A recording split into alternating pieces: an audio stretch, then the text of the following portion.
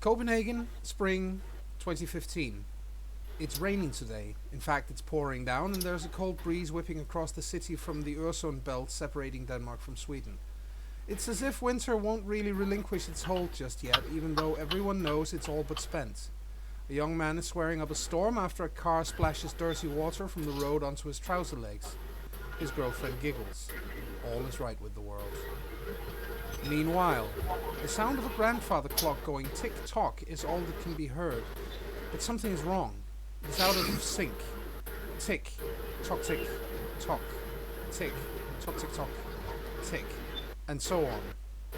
A boy sobs in the darkness. He sounds frightened. He's not alone, though the darkness obscures what else is in the room with him. It snarls, and the boy sobs again. Meanwhile, in Gentofte, a young boy is sitting in his grandfather's old workshop tinkering with a simple contraption. He's focused on the work, but it isn't coming along as he had hoped. It's annoying. It's an uncomplicated piece of work, one he's done a dozen times before, and yet today it just won't work properly. Mostly, but not quite. He's getting frustrated. Just as he's about to turn on a blowtorch to heat up a piece of bronze cast, he suddenly feels violently dizzy, and the next thing he knows, the ground is coming up to meet him. Fast. Welcome, ladies and gentlemen, to the final of our introduction sessions for our characters for Copenhagen Dreaming. I am joined today by Emil, who is a friend of mine and a new player here to our recordings on CharismaToAC. We've known each other for quite a number of years by now, haven't we? Yeah. Yeah. And I think it's adding up to 10 years now. It's adding up to 10 years, and neither of us have wisened up to the fact yet. It's quite sad, really. Yeah. Right, and as I'm sure you can guess from what I just read aloud, the scene is you having just passed out on the floor of your workshop. Yeah, I kind of got that. Yeah.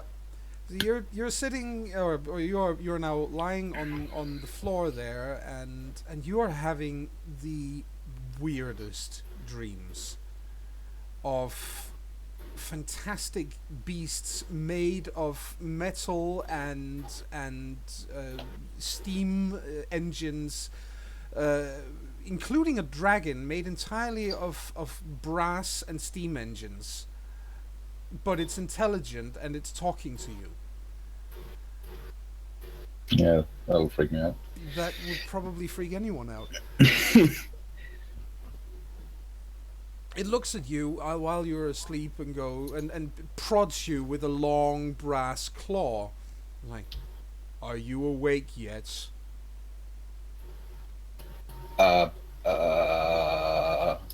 What? Prod. Hey, you. Oh, you're one of them, are you? Oh dear. Okay. Listen, you need to wake up right around now. Okay. How? Sit up. Open your eyes. That's a good start. I sit up and open my eyes. Yeah, and as you do so, you knock over the chair that you've been sitting on with your head, so, you know... Ow! But you are awake. The dragon is gone, and you're back in your workshop. The lighting is a little different than when you fell over. It's kind of more warm. As I get up, I make sure to cut off the gas for the torchlight. Probably a good idea. Before something blows it up. Yeah, maybe it's the gas fumes and the fumes from soldering. Yep. Well, you get up, you turn that off, and as you do so, you can see your hands. They're almost completely white. It's as if they're covered in chalk. In coloration, and your fingers are longer than they normally are.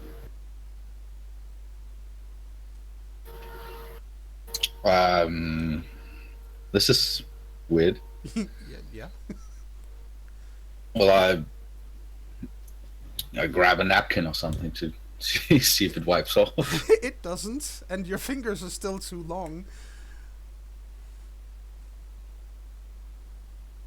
Okay, I'm starting to freak out a bit now. Okay, maybe if I go outside, it'll all be better then. Better then, Yeah, I'm you sure. go out and get some fresh air. Yeah. Yeah.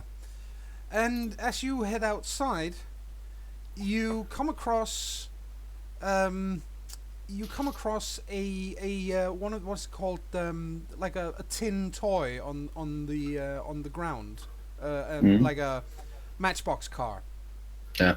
an old one, just lying there on the ground. It's like, and the first thing that happens is you are about to, you're very close to stepping on it. The car goes, "Hey, watch where you're going!" I sneak around. I'm up against the wall on the opposite side of the car now. Yes, you can hear a very small horn going honk honk. Yeah, I rush out the door now. Yes, yes, because you must clearly have inhaled something, I guess. Yeah, Yeah. You get outside, you get some fresh air. and when my nerves are somewhat in control again, I move. I open the door and look back Yep, you can see into the the matchbox workshop. car going around in circles. Nobody's pushing it, it's still going around in circles. Yeah, nope, that's too freaky. I close up the door. Yep, yep, Maybe it's the door, so I sneak around to one of the windows to try to have a look in yep. to see if it's just You, you, yes, the you. workshop is acting up The now. thing is, though, that means that you see your own reflection in the window, Yeah, and you I look guess. weird. Your face has gone pasty white with red blotches on your nose and your cheeks. And your hair is kind of all over the place. Yeah, I think if anyone were to listen in close, they would hear a loud scream, and then the sound of me falling off the milk crate I was standing on. Yep. You tumble over, and a moment later you are yet again back with the dragon saying, "Hey, I told you to wake up." But I didn't wake up. I must be dreaming. No, you are dreaming right now because you fell off and hit your head, dummy. If you But sit up and open your eyes again, you'll be awake once more. but but the car was moving. Isn't that what cars normally do? Well, I sit up again, Yep, you're back. You're back around. back out into reality. Mm-hmm. Um,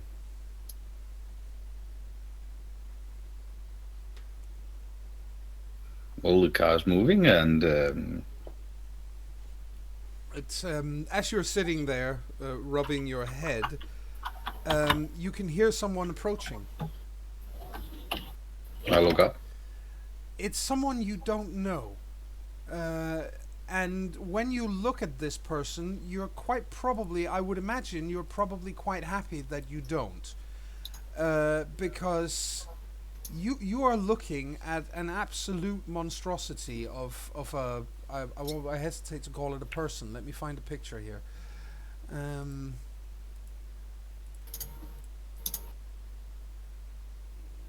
Come on. There we go. And there we go. And here. This person Whoa. is walking towards you, holding a machete, and it's dripping with blood. And Yeah. she's looking straight at you. I am doing a mad dash for the workshop again. Yes, better to be with the self-ambulatory matchbox car than the crazy woman with no face and a machete. Rather the car than that. Yes. Uh, you get inside and manage to close the door right around the time where the machete comes through it. I grab the barrel containing metal scrap and try to put it in front of the door. You manage. You manage. So you buy yourself a little bit of time. And you can hear this creature from outside going, "Oh, come on out. I'll make sure it only hurts a little bit and for a short time." Yeah, I'm not gonna believe that one. Other ways out of the workshop. Other ways out of the workshop. You could probably go out one of the windows on the other side if you open it and snuck out that way. Yeah, I'm trying to find. I'll try to start to find something to go up on so I can get out the window. Yeah. You could find some boxes or something to climb up on, no problem. Yep. And she's, in the meantime, she is systematically working on dismantling the door. It's quite loud, but at least it means that you can tell that she's still there while you're trying to get out the window. Yeah.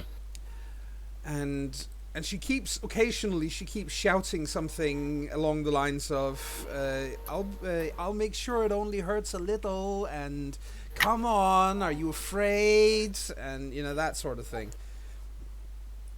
And Yeah, I do not answer her. No. It's probably a good idea not to. If she thinks I'm gone, she might leave. Yes. And eventually you get out of the window on the other side, which means that you tumble down onto the ground just in time to see another person walking into the backyard with what must be the largest axe you've ever seen in your life slung over her shoulder. And let me just find a picture of this one. Here we go.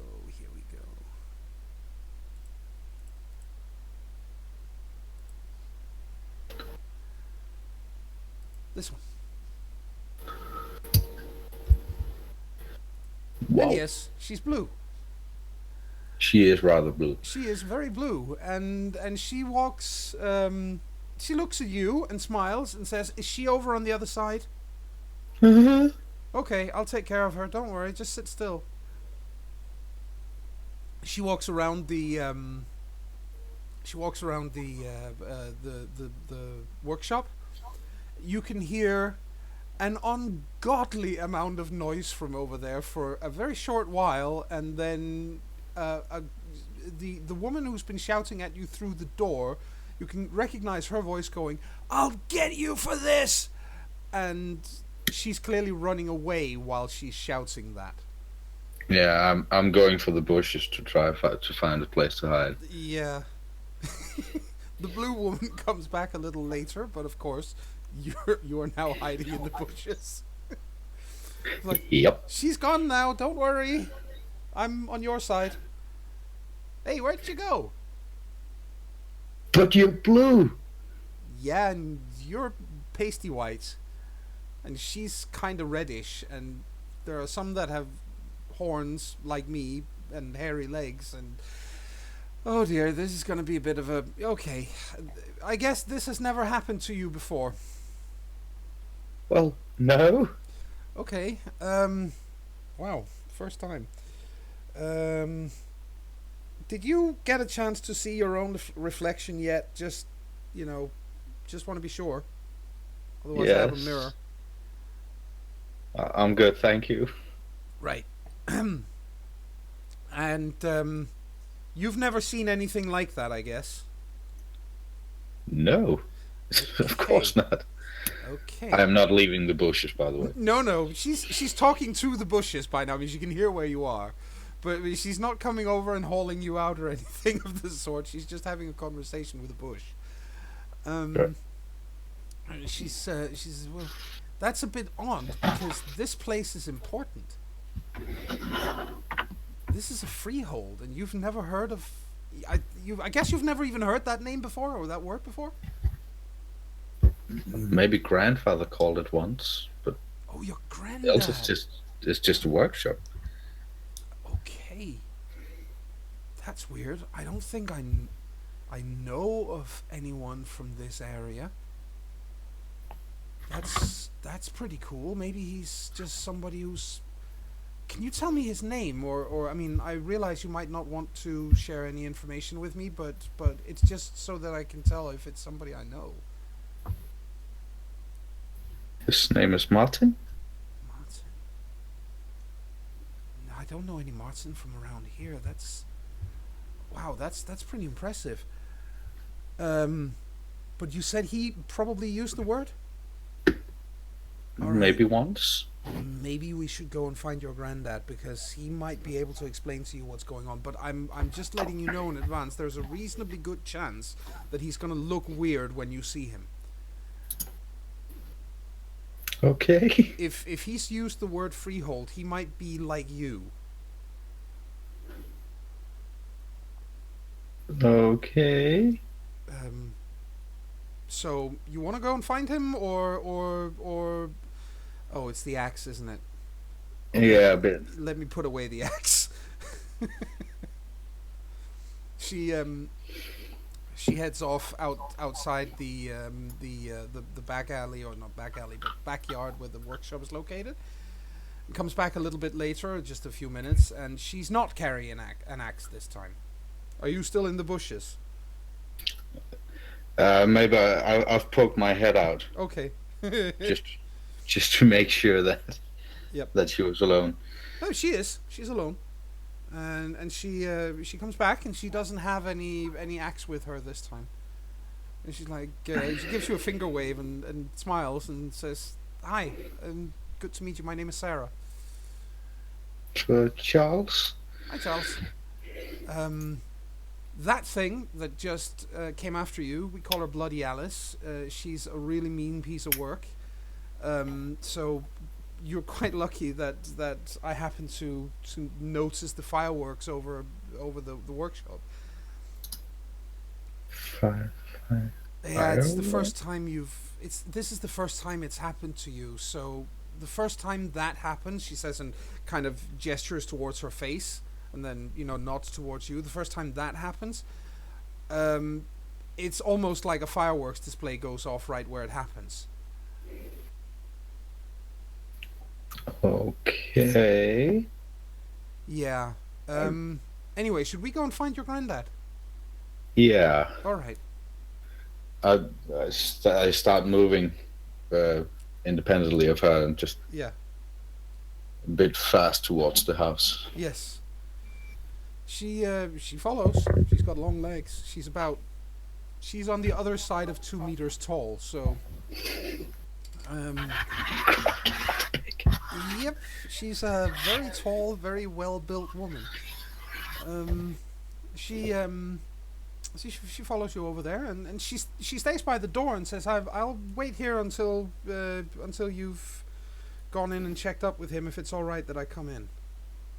Yeah. That's probably best. I open the door and get in and slams the door. Yes. And then I go look for my grandfather. Yes.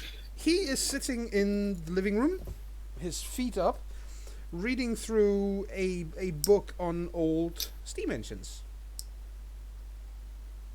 When you see him, however, it's undeniably your grandfather. He's absolutely recognizable.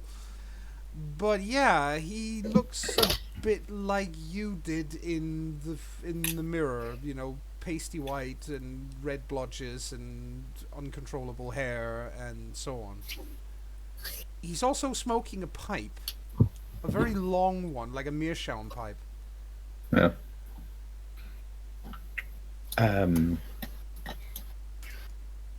Granddad? Ooh!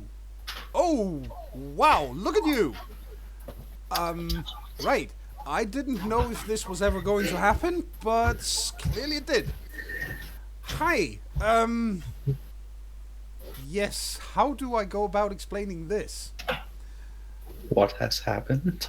Um, Is this something from the workshop? no. This is bloody complicated. That's what it is. And there is a lady outside. Oh, okay. And we might have to do something about the door to the workshop. Right. Did she break the door? No, that was the other one. The other one? I thought I heard some commotion out there. I figured it was just you mucking about. What's going on? No, that, uh, can she come in? She might know. Yeah, I sure. think. Certainly. I go for the door again, Yeah. and let's let the lady in. Yeah, she's still waiting. She comes in and again smiles when you let her in, and she says, "Thank you." Is it that way? Yeah. I point her. Yeah. Towards the. She walks into the room and it's like, "You, sir," she says. The first thing she says when she sees your granddad is, "You, sir, are impressive.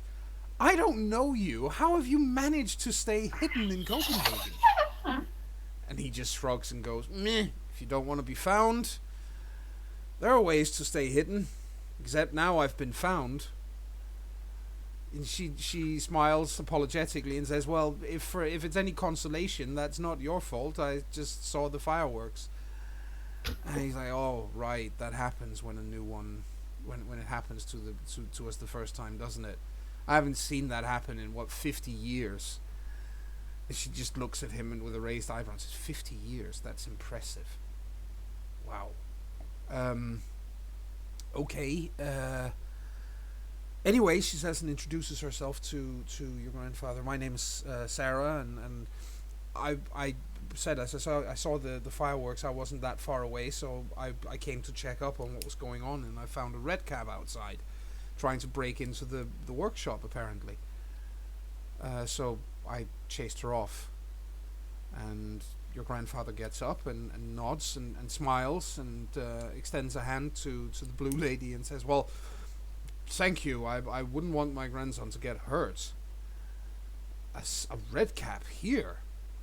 And Sarah shrugs and looks at you and says, "I guess she saw the fireworks too. There's been quite a few new ones in Copenhagen these last few weeks or months." And your grandfather looks over at you and says, "Well, I think we might want to explain what it is we mean by new ones, because I think Charlie is a little confused." Just standing with open mouth and trying to get it all. "All right," he says. "You know all those fairy tales that your mom and dad thought I shouldn't tell you when you were a kid because they were too violent or too brutal?" Yeah. "Yeah, that's because they're real." Really? "Yeah, they're not actually fairy tales, they're real stories. And, well, lo and behold, we're the fairies."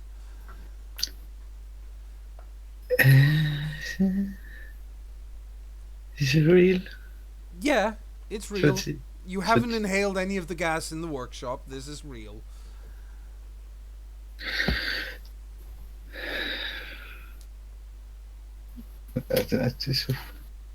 What?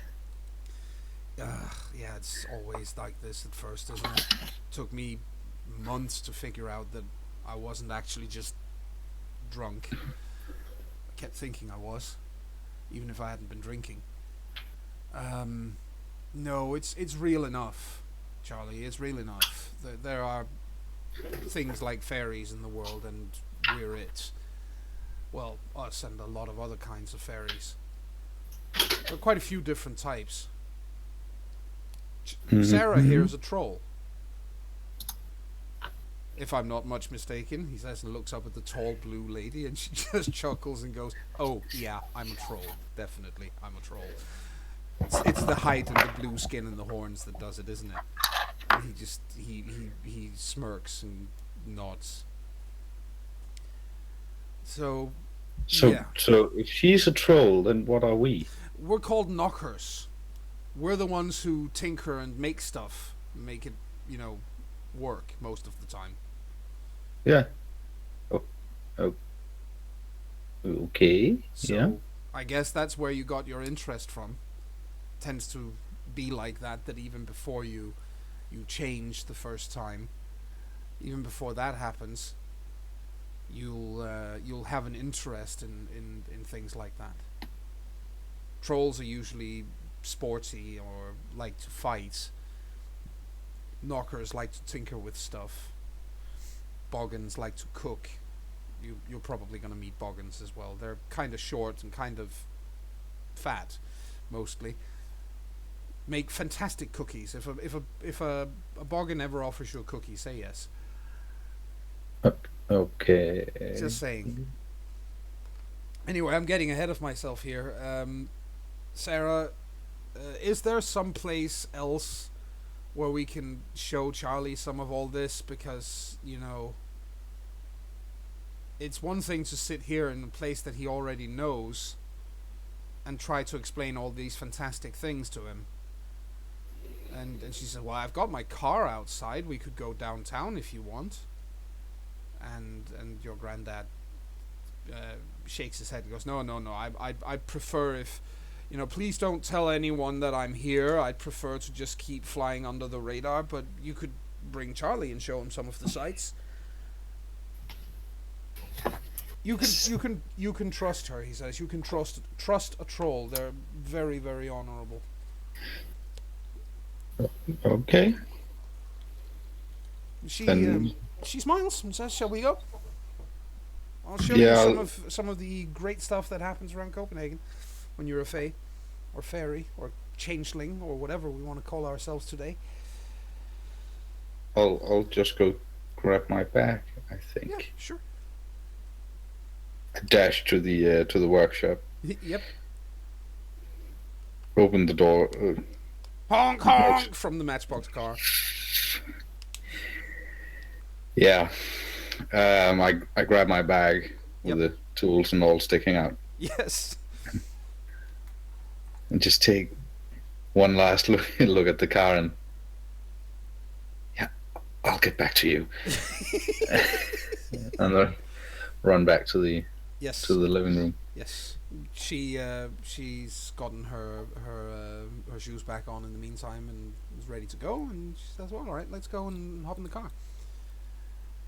Okay. And she drives you from there. She drives into the center of Copenhagen, and she goes down near, actually right where the background image is. And as she drives past Børsen, which is this building down here, when she drives right past that, she points up to the roof, and you can see that the dragons that make out the spire, they kind of turn and look down towards you. Yeah, same picture, open mouth. Open mouth, insert foot. Yeah. They're friendly most of the time, she says. Just be careful around mating season. Okay. There are bad dragons in Copenhagen as well. Not many, but a few. And what else? Oh yeah, we should probably go someplace where you can actually meet more of us. So you can see that your granddad wasn't just pulling your leg, that there are actually quite a lot of fairies in Copenhagen. Anyway, if you have any questions, ask them.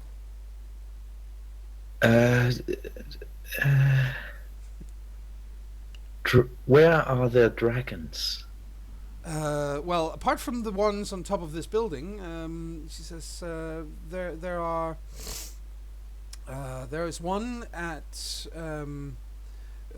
Bakken, at the old amusement park. Yeah. That one is kind of grumpy most of the time, so if you ever go there, make sure to bring him something shiny. Otherwise he might try to eat you. He likes shiny things, so it's easy. Yeah, it's easy. Okay.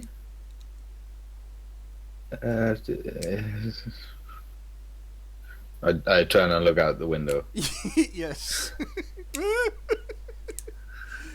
And she takes you over near Tivoli to just driving past that. Yeah. And she says, in here, she says, like I used the word freehold about your workshop. Your Yeah. workshop is a small freehold. It's quite tiny, but it's there, and that makes it important.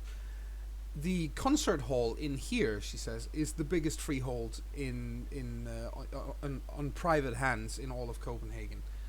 Just so you know, it's worth knowing where a place like that is. And then she drives a little bit further and then hops out eventually, and she takes you.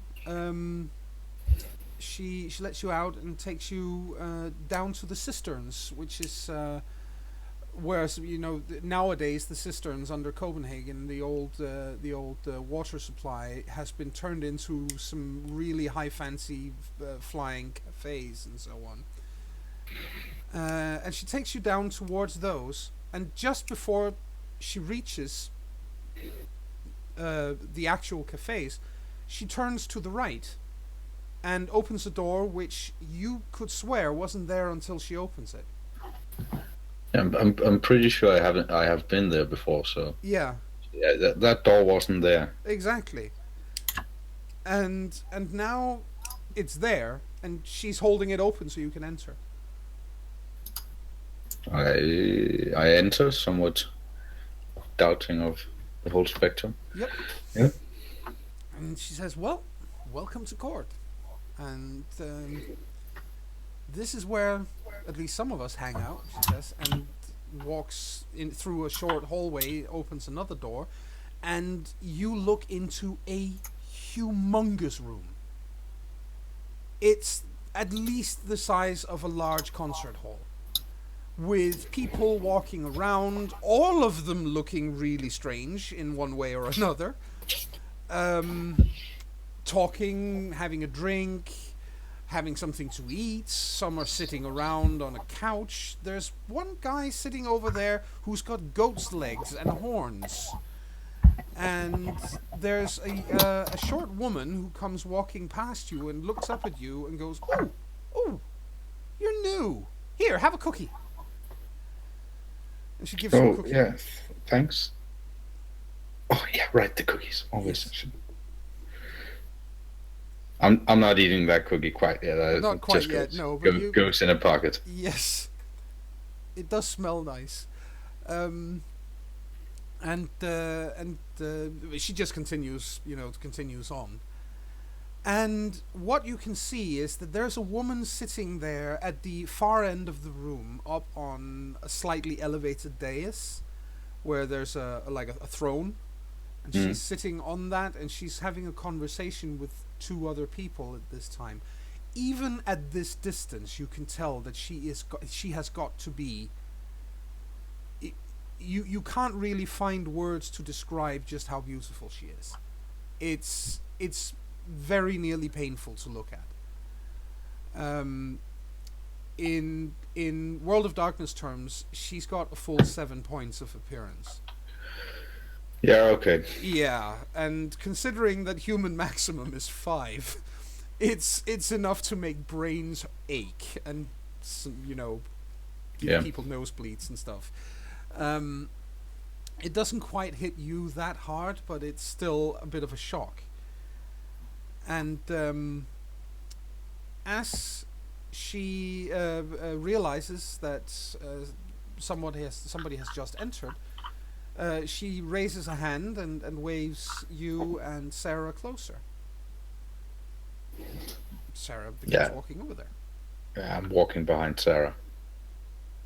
And on the way there, she says, "That woman," she says, "is the Duchess. She's the one in charge of this whole place. Just so you know." Okay. We use noble titles a lot. Okay, I guess. And as you approach or get up to where she is, the other two people that she's been talking to have, they leave so that you can be introduced. And Sarah steps up, bows very respectfully to the woman on the throne, and says, "Your Grace, I'm pleased to present to you a brand new knocker from up around Gentofte. His name is Charles, I believe." And she steps aside so you can, say hello. I try to bow. Yes. Not that I do not know how, but yeah, this is a bit much. It's all a bit much, yes. The woman puts, a couple of fingers under her chin and smiles a little as she looks at you and says, "Don't worry about formality just yet," she says. "You're completely new to all this. I am pleased to meet you, Charles. I am Valentina Rosensbar, and as I'm sure that you've just been told, this place is mine. And you are very welcome here. If you are brand new, as Sarah says, then all of this, I'm sure, must be a bit of a shock." It's a bit much. Yes. It will probably continue to be a bit much for a little while yet, but seeing as it isn't going to go away, the best thing to do really is to start getting used to it early on. And I'm assuming that somebody has already told you what you are. Yeah, Yeah. a knacker. A knocker. No, it's just pronounced a knocker, she says, like if you were knocking on a door. Oh, okay. But yes, that is in fact what you are, and that makes you a very welcome addition. We can always use more people who know how to make things. And that is a particular talent of your kind. And as she says so, another woman comes over, and this one.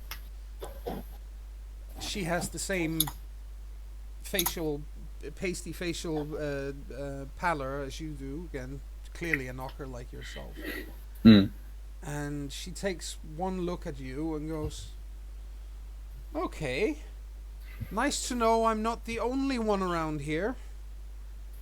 And the Duchess smirks slightly and says, as I was just saying, it's always nice to have more people who know how to build things, because poor Rana here has been pretty much been alone in doing so for a very long time.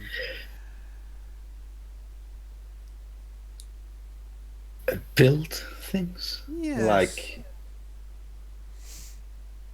Like if I were to tell you, she says, that I need... let's see, what would be a good first challenge? I need a new radio. Yeah. I'm pretty sure that if I gave you a couple of days, even if you have no idea how to build a radio now, and I don't know if you do, but I'm pretty sure that you would be able to come up with something that would work like a radio. Okay. Do you Maybe. by any chance know how to make such a thing? If I've taken one apart once, maybe I can do something. Why don't we check it out, she says. Why don't we put it to the test? Let's see if you can't build a radio over the next few days, and then when you come back I'll take a look at it. And I'm sure Rana will as well. And don't worry, she'll criticize it to pieces, but I'm sure she means it in the nicest way possible. And Rana puts on a big smile. She's got slightly pointy teeth. She puts on a huge smile and says, "Oh yes, of course I mean it in the best of ways. It's only to help." And from her tone of voice, you're not quite sure if she's being sincere. Yeah, I'm not quite sure about that Rana person yet. Okay, so a couple of days and I'll see what I can what I can do. Yeah, I figure that's a fair amount of time. In the meantime, she says, look around, talk to people, see what all of this is all about, what we are. As you can tell, there are quite a few different kinds of fairy in Copenhagen. There are the knockers like yourselves, there are trolls like Sarah. I'm what's known as most people around here call us elves. The Irish word for it is a she, but elf will do. There are the satyrs over there. Don't mind them if they make a pass on you. Most of them can't help themselves. What else do we have? Oh yes, there are some puka over in that corner over there. They lie a lot, she says. They can't help it. Okay. And just as she says so, a black raven lands on the handrest of her throne, and looks at her with it tilts its head slightly to the side, then it looks at you, tilts its head slightly to the other side, looks back to her and says, "We never lie. We are always truthful. Puka don't lie. It's slander, I tell you." And as the raven says this, it's in a female voice. As the raven says this, you can just tell Sarah is putting a hand over her eyes and just sagging, like, ugh.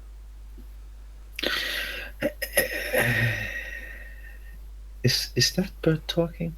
Yes, that's because the bird is a puka, and all puka can change into an animal. This is Raven, not surprisingly. Okay. Good day. I don't know, Raven? I think it's a pretty awful day, actually. I mean, everything has gone absolutely horribly wrong all day. And Sarah just looks at Raven and goes, "I'm very glad to hear it."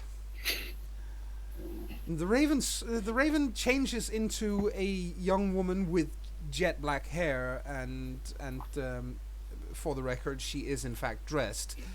But she looks quite happy when Sarah says that and says thank you. Yeah, I'm back to the whole open mouth. What is going on? This is strange. Yes. And the Duchess takes a moment and then she says, "It's as you're clearly affected by all of this," she says, "and it will be a lot to take in for a while. Eventually, it's going to be less overwhelming because you will have seen most of these things a few times, and that's when you'll be about ready to learn what all of it is about."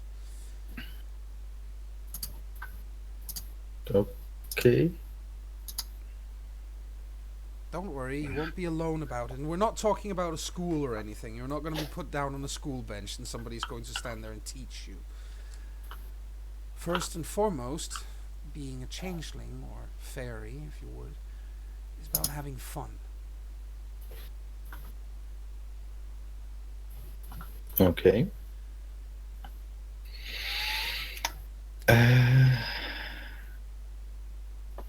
I'll take a look out over the crowd. Mm-hmm. I'll try. Good. I think. Good. Don't worry, people here are, for the most part at least, nice.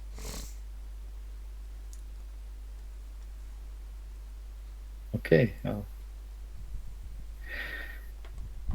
I think I just stop mid sentence and try and start backing out. Yes. Have a good day. You too.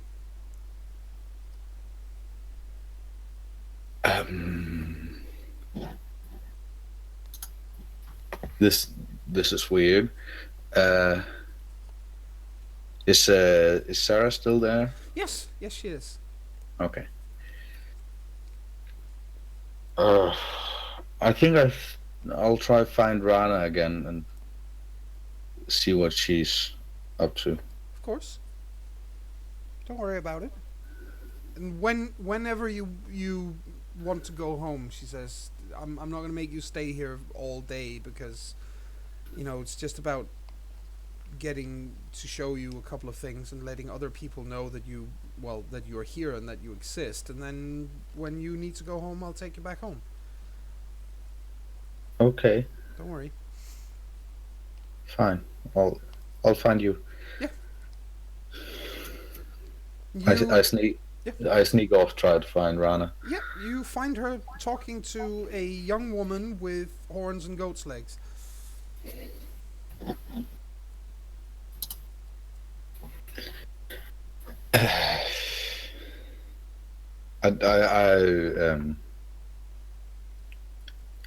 I try to get closer, not to interrupt Yes. the conversation. Oh, it's not a problem at all. The moment they realize that you're there, they sort of beckon for you to join the conversation, and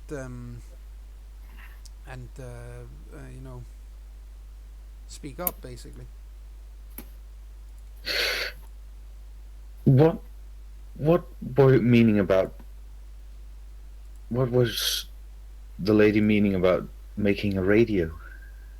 It's just a small test, really, just to see what you can do. But I don't know how to make a radio. It's kind of a complicated machine. It is, but I'm pretty sure you'll figure it out. It'll come natural. I promise. She says. We can Okay. build things. That's what knockers do. We can create things, strange things that are part real and part made of dreams. So that's what all of this really is. Yeah, she lost me at dreams. Yeah. Part What? of reality, Yeah. as we can see it, is made up of dreams. As in, when people have the same dream many times over, it'll become real. But most human beings can't see it. They don't know that that's happening because that's not what they are. That's not how they work. We can see it. Dreams. Dreams. Have you had any weird dreams recently? I look around. This is not a dream. Well,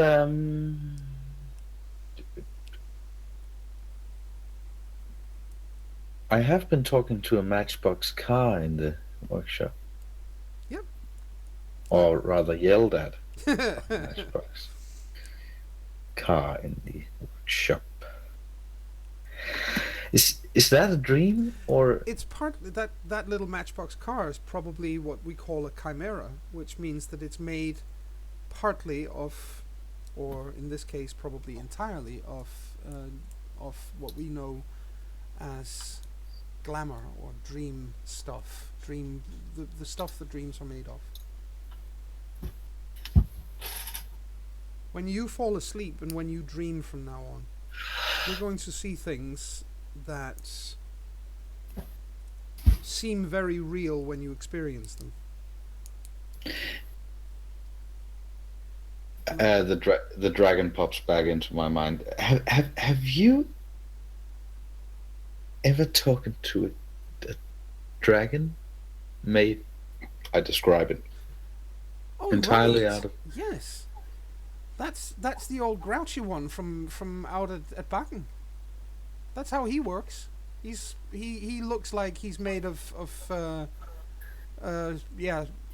steam engines and brass. Yeah, That's that it. one.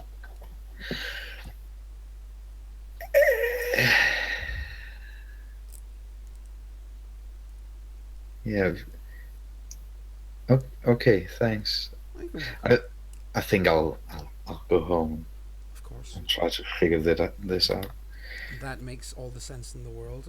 Oh, by the way, she says just before you go, this young woman here, her name is Maya. She's pretty good at answering questions and so on. So, Maya, do you and the woman with the goat's legs and so on? She takes out a card with a phone number on and gives it to you and says, "Yeah, just in case you need some answers at some point, you can always call me." Yeah. Sure. Okay. Thanks. Yeah, you're welcome. And I stick the card down to the cookie and yes. and I'd say bye and Yep. go look for and I'll go look for the tall blue woman once Yes. again. Yep. Well, she's nearby, and when she sees you, she looks and smiles and goes, "So, you want to go home?" Yeah. Of course. Let's go.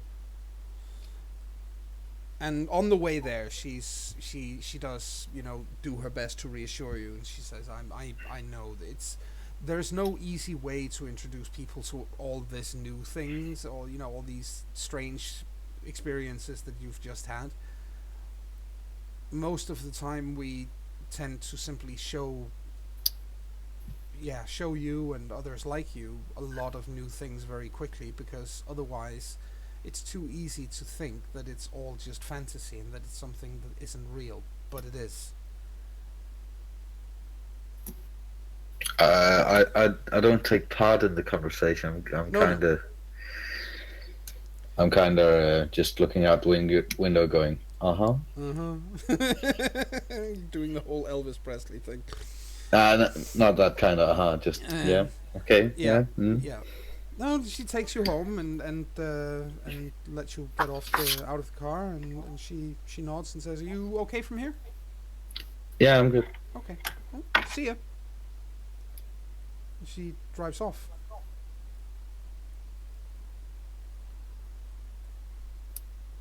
I stay standing just for a bit, and then I think I'll just go home and go to bed, and Yeah. this will probably all be over in the morning. Yeah, so you can hope anyway. Yeah. Yeah. You get inside, and your granddad is obviously still there. And he smiles when he sees you and goes, "So, you get to see a lot of strange stuff." Yeah, strange anyway. Yeah, that's the only part of it I kind of miss at times. Is a lot of lively places in Copenhagen, I'm sure. But how are you also like this? Sometimes it runs in families. Okay. Is Dad a... No, and he doesn't know we exist. He doesn't know that this is something. He thinks that people are perfectly normal. Okay. And Mom? We don't share what we are with others. It's too dangerous both for them and for us. Okay. I'll I think I'm gonna head home now. Yeah, sure. Do that. I'll stop by tomorrow Of to course. look at something. Of course. So you head home. Yeah. Yep. And well, when you get there, your parents are home and dinner is almost ready. Am I still pasty white? Yes.